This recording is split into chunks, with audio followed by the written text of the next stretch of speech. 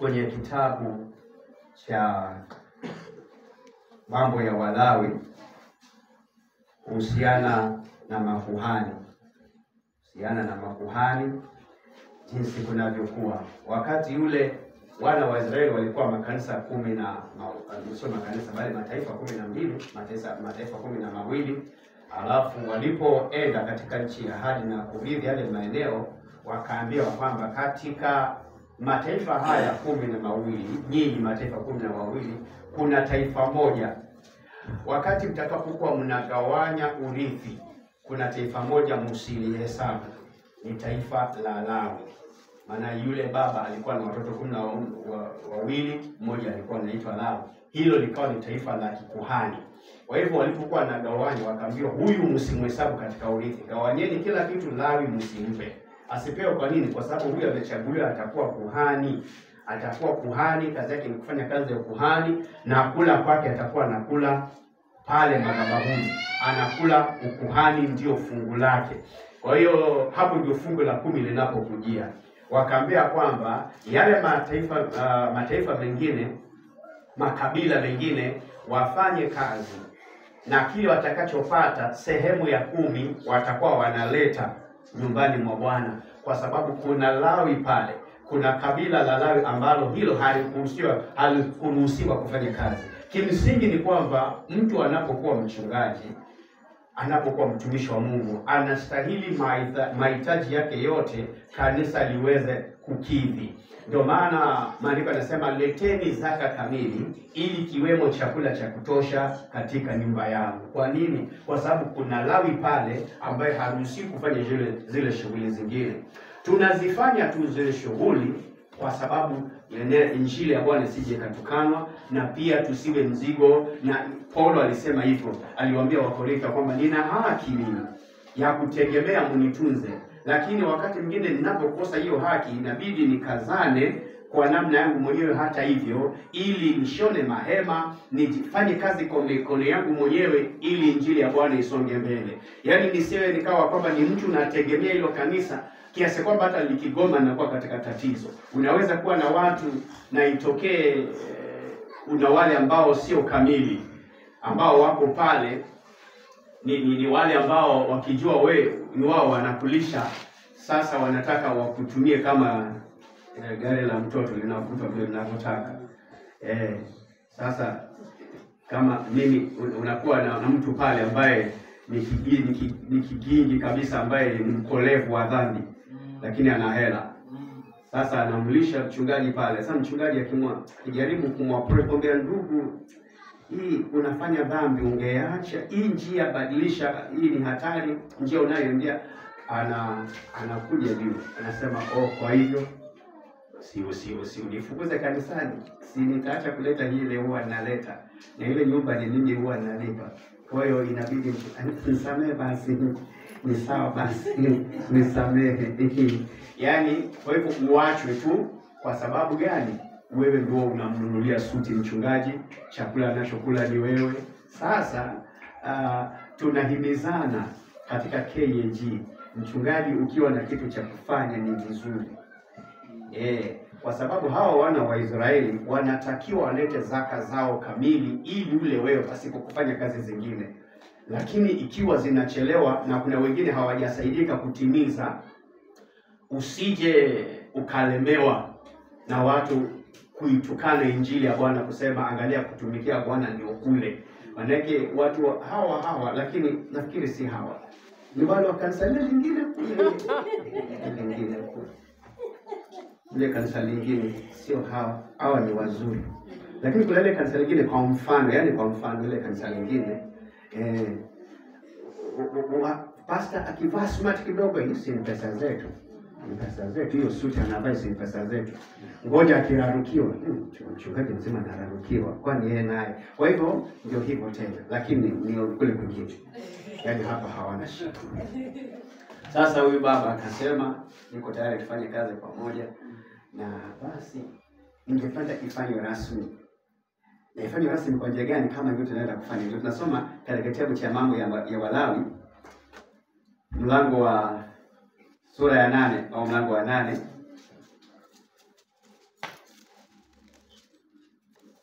verse 11. Leviticus chapter 8 verse 11. Ama verse 10. Kwanza verse 10.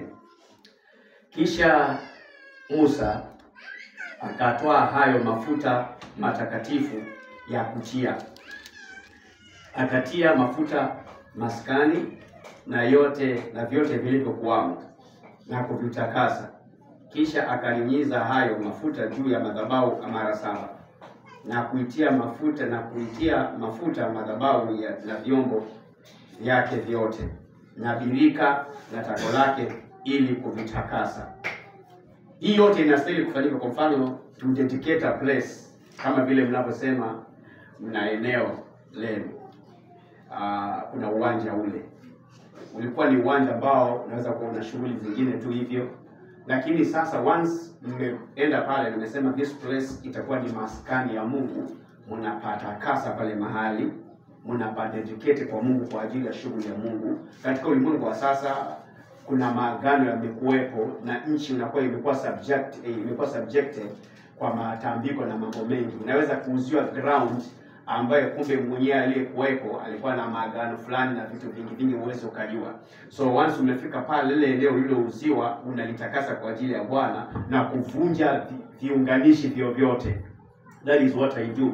Mimi mwenyewe nikienda mahali popote, hata kwetu kwenyewe, hata kama ni eneo gani, kwa naambia wengine nilienda kukodisha nifanye biashara mahali, na before nifanye chochote nikaita watumishi wa Mungu wale walio juu yangu, tukaja tufanye maombi kudedicate pale mahali, kwa sababu siwezi kujua nyumba ile mwenyewe alipokuwa alijenga katika misingi ina gani. Kwa hiyo ninapofika pale nasema nivunje yaliyokuwepo, nitenganishe eneo langu na maagano ya kitambo ili nioperate, niweke katika hali ya utakatifu. Na hata nilipokuwa najenga kwetu pia nilifanya hivyo sababu I did not want to assume to take anything to chance. Hii nikasema sasa ama for granted, nikasema kwamba pia before jembe la kwanza hapa kuweka msingi kwa ajili ya nyumba yangu, tukafanya maombi, tukapatakasa, tukapadedicate, kwa sababu mimi na nyumba yangu tutamtumikia Bwana. Tunaelewa jamani? Kwa hivyo Joshua anaongea na wana wa Israeli mahali kwingine, anawaambia amweni hivi leo, mtasita katikati ya pande mbili hata lini? Kama Baali ndiye Mungu mfuateni, na kama Mungu kama miungu ya babu zenu mlioabudu ng'ambo ya mto ndio inastahili kuabudiwa, basi endeni nayo na muiabudu hiyo, lakini mimi na nyumba yangu tutamtumikia Bwana. Kwa hivyo tayari huwa kuna miungu iliyotangulia iliyoabudiwa na mababu, ambayo huwa inaweka jamii katika msururu huo na patterns fulani. Ikiwa ukoo wangu ilikuwa ni watu ambao walikuwa washirikina, na hiyo maagano yanaenda hivyo, kwa sababu once shetani ameshakabiliwa himaya ya familia hiyo, anaitawala kweli mpaka siku atakapoondolewa hapo. Na ndio pale unasema kwamba mimi nikishamjua Mungu, mimi na nyumba yangu, kama nyinyi mtaendelea na miungu ya mababu, mahali nimemjulia Mungu kuendelea, tutahifadhi, tunavunja madhabahu yaliyotangulia, tunajitenganisha, alafu tunamkabidhi Bwana Yesu aweze kutawala. Kwa hiyo unakuta kwamba mimi na nyumba yangu tumeamua ni Kristo Yesu. Hapo ndipo hali ya kuanoint na kutakasa ile sehemu inakuwa ni ground kama zile zingine, lakini once imesemekana hii ni kwa ajili ya Mungu, lazima itakaswe. Ndio maana kuna muhimu wa kudedicate sehemu hii, kudedicate maeneo haya, kudedicate vitu ambavyo tunavyotumia. Kule nilikuwa kabla ya kwenda ile kanisa kulikuwa na hali hiyo, kwamba ukinunua gari linakuwa linatakaswa, kinunua pikipiki inafanywa maombi. Kwa nini? Nimetoka huko, wakati mimi zimetoka kwa watu huko ambao wanaabudu vinyago, aliyekuuzia ujia alikuwa na mimbo ina gani, nao unataka kuja kufanya kazi nayo iwe ya kwako, si uitakase tu kwa damu ya Yesu. Hakuna kitu unaitishwa, ni kuita, gharama ilishafanyika. Haleluya.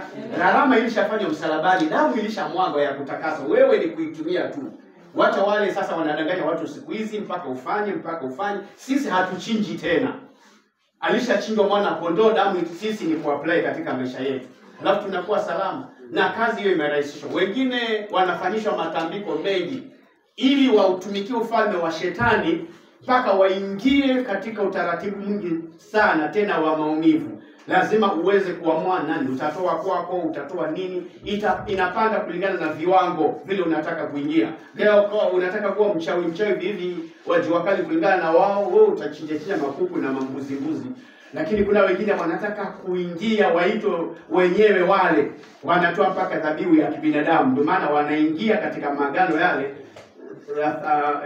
Dhabihu ile ya juu kabisa ni ya kumtoa mwanadamu. Huyo ni mtu ameingia katika maagano mazito na ameharibiwa ubongo, ameharibiwa ubinadamu, ametolewa ubinadamu, ametolewa ukawaida, ili kwamba hata akimtoa mkewe hasikii kitu, hata akimtoa mwanawe hasikii kitu, hata akitoa baba yake hasikii kitu. Yani hasikii kitu kwa sababu ameingia katika maagano. Tunashukuru Mungu kwa sababu ya upande wa Kristo Yesu. Yeye amekuja atuweke huru, tuwe huru kweli kweli. Bwana asifiwe. So hiyo imeingia kidogo kuhusiana na mambo ya dedication, ndio maana imetaja masuala yale. Sasa inaendelea kufikia kwa mtu. Hapo tulikuwa tunaongea juu ya maskani, jinsi ya takasa. Hiyo hatufanye, naamini maskani haya ilipokuwa declared kuwa kanisa, naamini maskani ilitakaswa, ikaombewa na ikabarikiwa ifanye kazi ya Mungu. Lakini leo tuko katika hali ya kumwagilia kuhani mafuta, na ndio sehemu tunaingia hapo katika mstari wa 12. Kisha akamimina mafuta hayo na kutia kichwani mwake Haruni na kumtia mafuta ili amtakase. Kisha Musa akawaleta wana wa Haruni na kuwavika kanzu na kuwafunga mishipi na kuwavika vilemba kama Bwana alivyomwagiza. Kwa nini Haruni analetwa pamoja na watoto wake? Wakati ule ukuhani uliokuwepo si kama sasa. Ukuhani ulikuwa ni wa kifamilia sahihi. Yaani sasa hivi vile mimi nilivyo kuhani, mwanangu lazima awe kuhani na uzao wangu. Ndio maana Lawi pamoja na uzao wake, kina Haruni wote ulikuwa ni uzao wa Lawi. So unaangukia hapo tu hivyo kuwa makuhani. Kwa hiyo ndio maana anatakaswa mchungaji pamoja na watoto wake.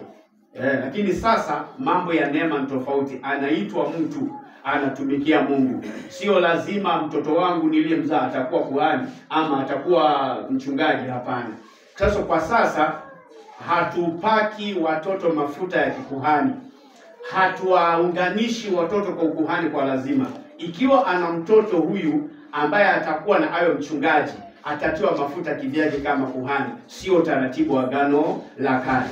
Kwa hivyo kwa mujibu wa andiko hili, ndio sababu siku ya leo tunataka nisimame katika sehemu ya Musa na huyu baba atasimama katika sehemu ya Haruni. Ndipo mimi nitakapochukua mafuta hayo ya kutia, mafuta ya anointing. Nafikiri yako kwenye mkoba pale. Sasa nieleze kuhusu mafuta ya anointing. Wengine nao sasa hivi wana matatizo kweli. Unakuta mtu anakuja dukani, uko na mafuta ya anointing. Hakuna kiwanda kinatengeneza anointing oil. Haiuzi mahali anointing oil. Hapo kuna kimya. Watu wanasema si hapo kabisa Tanzania anauza. Yako mafuta anointing tunauziwaga kabisa kwa kina nani yako.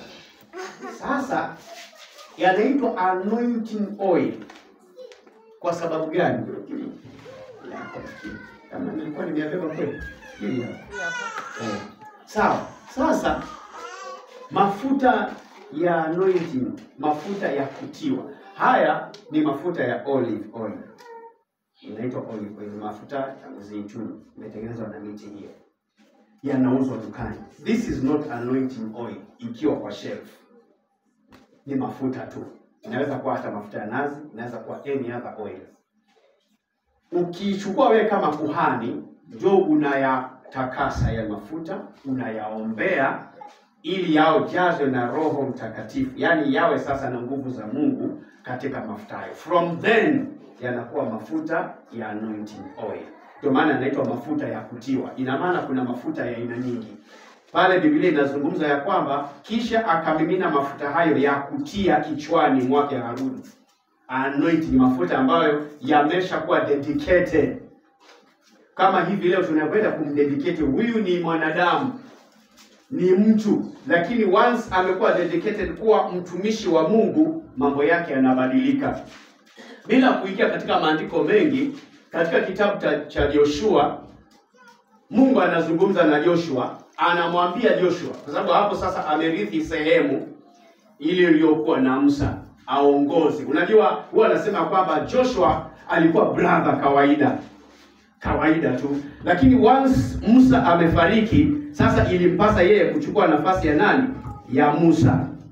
Na maandiko yanasema ya kwamba Mungu anamwambia Joshua, sasa kuanzia leo nitakutukuza wewe juu ya wana wa Israeli wote, ili wapate kukuheshimu, kukucha kama vile walivyokuwa wanamcha Musa mtumishi wangu. Unanielewa jamani? Ili aache kuwa brother wa kawaida, atakuwa ni mpako wa mafuta wa Bwana. Ni hapa ataita tu, huwa wachungaji tunawaita ndugu. Sawa, ni ndugu kwa kuwa ni wa kiume, lakini ni mtumishi wa Mungu yule.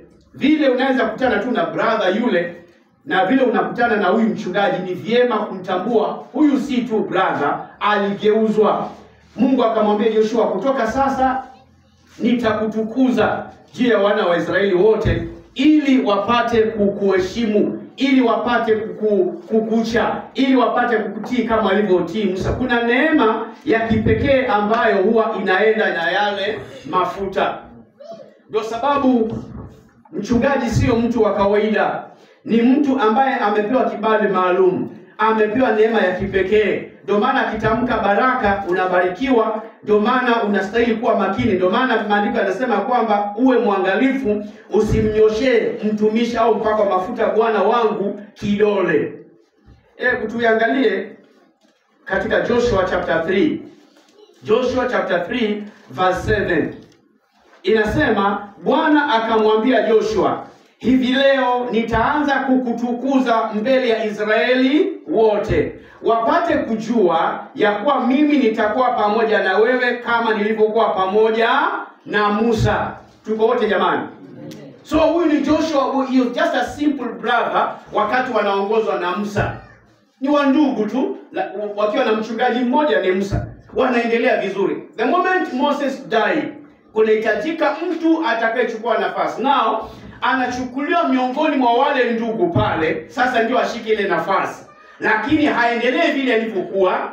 Kuna kitu kinafanyika ndani ya maisha yake. Mungu anamwambia, nitakutukuza sasa, nitakupandisha viwango vingine, nitakupatia neema maalum, ili iwe sasa hautakuwa ndugu wa kawaida, utakuwa mtumishi wangu, utakuwa na mafuta ya ukuhani juu ya, hautakuwa mtu wa kawaida. Kuna vitu utakavyovisema ambavyo hata vikisemwa na mtu wa kawaida haviendi kama ulivyovisema wewe. Haleluya, amen. Mlango wa 4 mstari wa 14, Joshua hiyo inasema, siku ile, Joshua 4:14, siku ile Bwana alimtukuza Joshua. Alimtukuza nani? Mbele ya macho ya Waisraeli wote, nao wakamcha kama walivyokuwa wakimcha Musa siku zote za maisha yake. What does that tell you? Ina maana kwamba hapo awali alikuwa amezoeleka kuwa ni ndugu, huyu ni brother kawaida, ni muumini tu. Lakini kuna heshima fulani maalum ambaye Mungu anakusudia mchungaji apewe, kuhani apewe. Kwa hiyo Mungu anasema, na kutukuza Joshua juu ya Waisraeli wote. Kwa hivyo eleweni ya kwamba Bwana Mwambela huyu sasa hatakuwa katika kiwango kimoja na washirika, kwa sababu ni kuhani. Atakuwa amepandishwa ngazi ya kipekee iliyo juu, na sio wewe uliyompandisha, ni Mungu mwenyewe. Anampa hadhi ya kipekee na kumpa majukumu ya kipekee. Ulimi wake unapewa majukumu ya kipekee, maneno yake yanakuwa ya kipekee, maneno ya kuhani, matamshi ya kuhani. Anaanza kwa sauti ya Mungu, anakuwa mwakilishi wa Mungu, anakubali Mungu kuzungumza kupitia kwake. Wanapenda kusema ya kwamba ukienda katika ofisi za serikali, kama ni ofisi ya mahali anapokaa chief, assistant commissioner, pale vibao kimeandikwa office of the president. Kwa sababu gani? Maagizo yanatoka kule juu. Lakini sasa hawezi kuja rais mwenyewe akae na wewe hapa akupe maagizo. Inashuka hivyo mpaka inakuja kwa chief. That is the office of the president. That means the services ambao unapata pale ndio zile zinapatikana kule. Kwa hiyo ikizungumza ile ofisi ni mwakilishi wa kule juu. Ndio maana inaitwa hiyo ni office of the president. Kwa hiyo ndio sababu mtumishi wa Mungu ni sauti ya Mungu na tunamheshimu. Musa alipokuwa kiongozi wa Israeli alikuwa amepewa hayo mambo, na yeye alipewa mamlaka hayo. Ndio maana anaenda mlima Sinai, anafunga pale siku 40, anakuwa na Mungu. Mungu anazungumza naye na anampatia maagizo yake, anampatia the tablets, anampa the commandments apeleke kwa wana wa Israeli, kwa sababu ni mtu maalum. Hata kuna wakati mwingine Mungu alikuwa na utukufu mwingi sana, na Waisraeli wakazusha kidogo, nao wanataka kumuona Mungu, asema okay, sawa. Kwa hiyo mnaona kwamba mimi tunafanana tu na nyinyi, mnataka mu-experience haya, twendeni basi na nyinyi msikie Mungu moja kwa moja. Hawakuweza kuvumilia kishindo cha huyo Mungu, akasema hapana, Musa endelea, sisi tuko kule, wewe msikize, uwe unatuletea. Ni viwango ambavyo mpakwa mafuta, ukisikia hastahili kunyoshewa kidole ni hatari, kwa sababu amepewa viwango fulani. Leo hii tunapoenda kumpaka mafuta mtumishi wa Bwana, nataka kuingie katika maisha yako, kwa sababu unaweza kubarikiwa kupitia kwake, na unaweza ukapata shida kupitia kwake ukimishandle. Haleluya, amen. Na hiyo yote nakueleza iko katika maandiko. Ukisoma Hesabu 12 kuna watu waliokosa kuheshimu mafuta. Hesabu 12.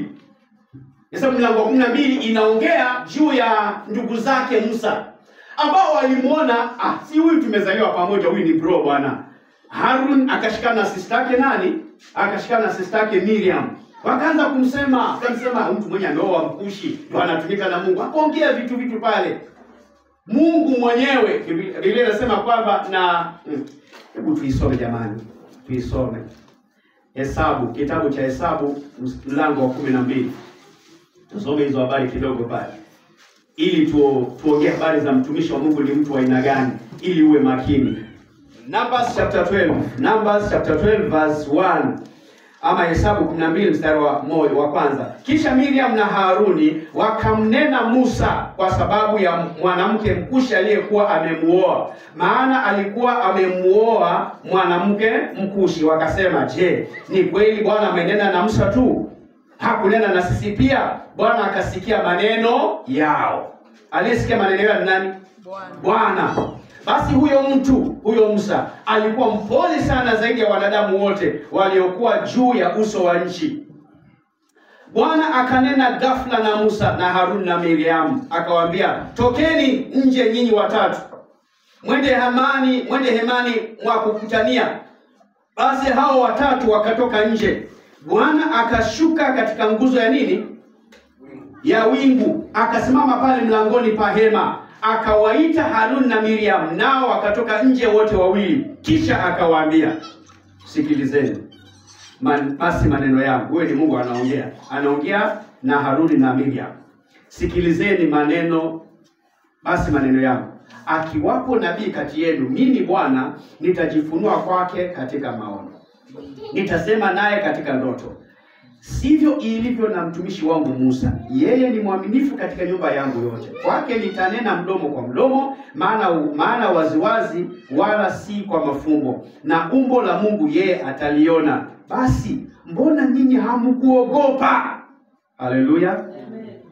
Mbona nyinyi hamkuogopa kumnena mtumishi wangu huyo Musa? Sikiza tu hapo kwanza. Musa, hao wawili Haruni na Miriam wamezaliwa tumbo moja na Musa, mama yao ni mmoja.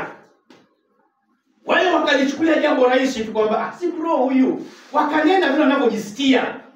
Hawakujua kwamba the moment Musa ameitwa pale kwenye kichaka, the burning bush, akakuwa na encounter na Mungu, akabadilishwa kuwa mtu mwingine. Kumbuka, kabla hajatoka akiwa Misri alikuwa hajabadilishwa, alikuwa mtu wa kawaida. Hata alipiga Misri pale, akaua, wakafukia kidogo, ikajulikana. Siku moja amekemea Mwebrania akamwambia, wewe unataka kuniua kama ulivyomuua Misri jana. Musa akatoroka. Alipotoroka akawa ni mtu mwoga. Baada ya kukaa muda kwenye akichunga kondoo za baba mkwe wake huko Jethro, Mungu akakutana naye katika kichaka. Sasa pale ndio anambadilisha Musa wa kipekee ambaye atarudi Misri kukomboa watu. Mwanzoni ameondoka kama mtu wa kukimbia kuogopa Misri, lakini anarudi akiwa mpakwa mafuta, mtu aliyebadilishwa ambaye haogopi tena Misri. Anasimama kiwimawima kwa Farao na kumwambia Mungu asema waache watu wangu waende. Ana mafuta huyo. Harun na Miriam wakaona huyu ni bro. Kwani yeye kwanza hii hairuhusiwi? Mwebrania anasema kwa Mwebrania, mbona huyu aliwa Mkushi? Wakawa na maneno kama vile unaweza kuwa mjuaji. Kuna washirika wajuaji sana, wanajua sana. Kwa hiyo Miriam na Harun wakawa wajuaji, wakaanza kuzungumza. Wasijue ya kwamba huyo Musa si ndugu yao tu, ni mtumishi wa Mungu. Amen. Uwe makini sana, hata kama mwanao ndiye mchungaji, kuwa makini. Huyu ni mtumishi wa Mungu na anashughulikiwa kutoka mbinguni. Amen. Amen. Umeona jana baba mmoja akizikwa akipewa state burial. Kwa sababu alikuwa mtumishi wa nini? Wa serikali. Kwa hiyo mazishi yake na kila kitu ni serikali na handle kila kitu. Wewe ni mume wako ndio. Nyinyi watoto hii baba yenu ndio, lakini serikali imechukua kila kitu kwa sababu ni wa serikali. Hatujakataa ni mumeo, lakini huyu ni mtumishi, wanamzika wao kila kitu, wanafanya wao everything. Kuwa makini. Sasa akishakuwa mtumishi wa Mungu, hata kama umemzaa wewe, kuwa makini. Anashughulikiwa na serikali ya mbinguni. Kwa hivyo, na wale waliogundua siri hiyo walikuwa makini sana. Walikuwa makini sana. Kulikuwa na bwana mmoja, unamfahamu, anaitwa Daudi. Unamfahamu? Daudi alikuwa na kibali cha Mungu. Na Sauli naye alikuwa amechaguliwa kwa mfalme, lakini hapo akaendelea akamesi na Mungu akamkataa. Na akamteua kadogo kamoja, mnaoitaka dogo, akachagua dogo Daudi pale. Sio lugha labda ndio utaelewa. Sawa. Sasa ili huyu Sauli amekataliwa, kijana mdogo huyu akatokewa na Mungu, akachaguliwa na Mungu, akaanza kumgroom, akaanza kumtengeneza vizuri, akaanza kuachilia kibali kiasi. Kienda vita, Daudi anapiga sana, Sauli anapiga kidogo. Watu wakaongea. Watu wakampelekea habari nani? Sauli. Wanaimba sana. Wanasema Sauli umeua maelfu, lakini Daudi wanaua 10,000. Kikamuuma. Akaumwa sana Sauli, akaanza kuwa na kisasi juu ya nani? Ya Daudi. Na mara zaidi ya moja amemnyisi na mkuki kutaka kumuua. Ikawa kinyang'anyiro hicho, kuindana. Daudi Mungu akawa anamlinda kwa sababu ameshamchagua yeye atachukua hiyo sehemu ya kuwa mfalme. Baada ya kuna siku moja katika mawindano hayo, Sauli pamoja na jeshi lake katika eneo fulani wakawa wamelala usingizi. Ni hali ya kuindana. So David anapita na rafiki zake pale wenzake, anaingia kwenye eneo na kuta watu wamelala, mpaka Sauli wamelala wote na jeshi. Halafu kuna mmoja rafiki wa karibu akamwambia David, sasa this is the right time to strike.